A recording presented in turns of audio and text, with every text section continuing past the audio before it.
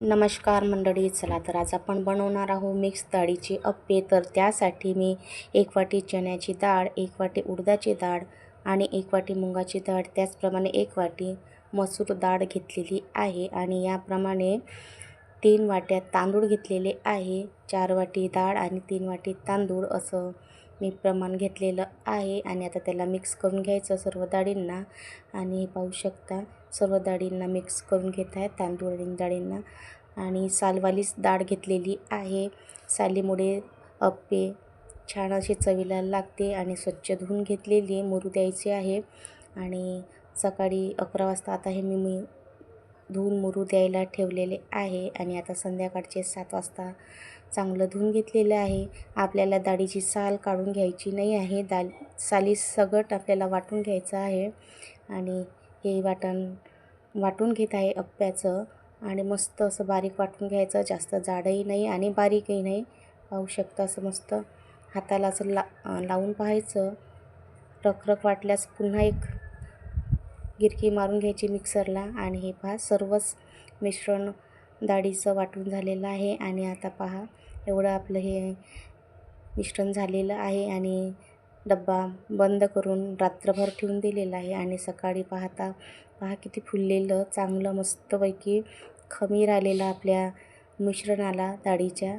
आणि पाहू शकता मस्तपैकी झालेलं आपलं अप्प्याचं मिश्रण. आणि आता आपल्याला त्यामध्ये ठेचा मस्तपैकी तळून घेतलेला आहे. त्या ठेच्यामध्ये 1 चम्मच हळद टाकून घेतलेली आहे. आणि लसूण, हिरवी मिरची, सांबार, अद्रक हा ठेचा आहे तळून घेतलेला. आणि आता हा ठेचा आपल्याला या मिश्रणात टाकून घ्यायचा आहे. आणि चवीनुसार मीठ टाकून घ्यायचं आहे. मी 2.5 चम्मच मीठ टाकलेलं आहे तेवढ्या मिश्रणासाठी. आणि मस्तपैकी फिरून घ्यायचं आहे, म्हणजे अप्प्यांना छान असा कलर येतो हळदीमुळे. आणि 5-10 मिनटं तसंच ठेवून दिलेलं आहे.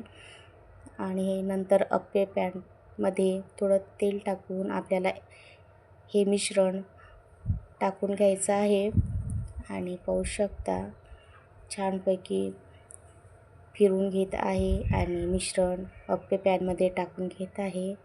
असे हे मिक्स डाळीचे अप्पे खायला खूपच छान लागते.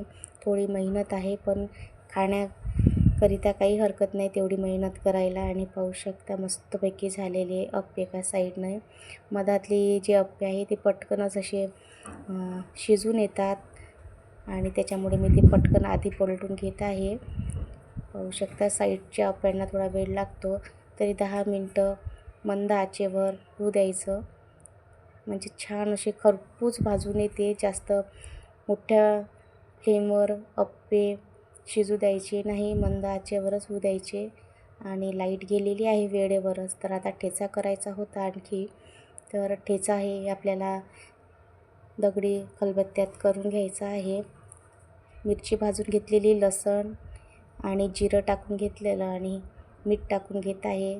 थोडा कढीपत्ता. बिट्टूबाई म्हणे मीच ठेचते म्हणून तिला 2-3 ठोके मारू दिलेले आहे. आणि हे अप्पे पाहू शकता छान असे खरपूस भाजून निघालेले आहे खालून. आणि मस्तपैकी पटकन भाजले की असे अलगद हाताने सुटून येतात ते पॅनला. आणि पलटून घेत आहे. आणि मस्तपैकी असे आपले मिक्स डाळीचे अप्पे.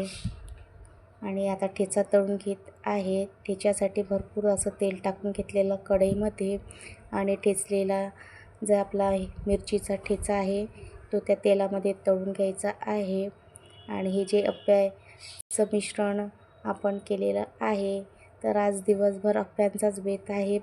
भाजीपोळी करायचीच नाही आहे, त्याच्यामुळे अप्पेच आज दिवसभर. आणि हे पाहू शकता ठेचा तळून घेत आहे. असं काही पदार्थ केलं की भाजीपोळी मी करत नाही, एकवर्गीयच पदार्थ खाते. इडल्या म्हणा किंवा अप्पे म्हणा किंवा डोसे, नंतर दुसरं काही करायची गरज नसते. असेच पदार्थ एक दिवस खाल्ले पाहिजे. आणि हे पहा प्लेटमध्ये सजवून घेत आहे अप्पे. आणि मस्तपैकी अप्पे, ठेचा आणि दही मीठ, साखर टाकून मस्त फेटून घेतलेलं आणि धणे जिरं पावडर आणि लाल तिखट दह्यावर असं भुरभुरून घेतलेलं आहे. पाहू शकता किती छान अशी आपली अप्प्यांची डिश बनलेली आहे. तर अशा प्रकारे मिक्स डाळीचे अप्पे करा, मुलांना खाऊ घाला आणि स्वतःही एन्जॉय करा. व्हिडिओ आवडल्यास लाईक करा, शेअर करा, सबस्क्राईब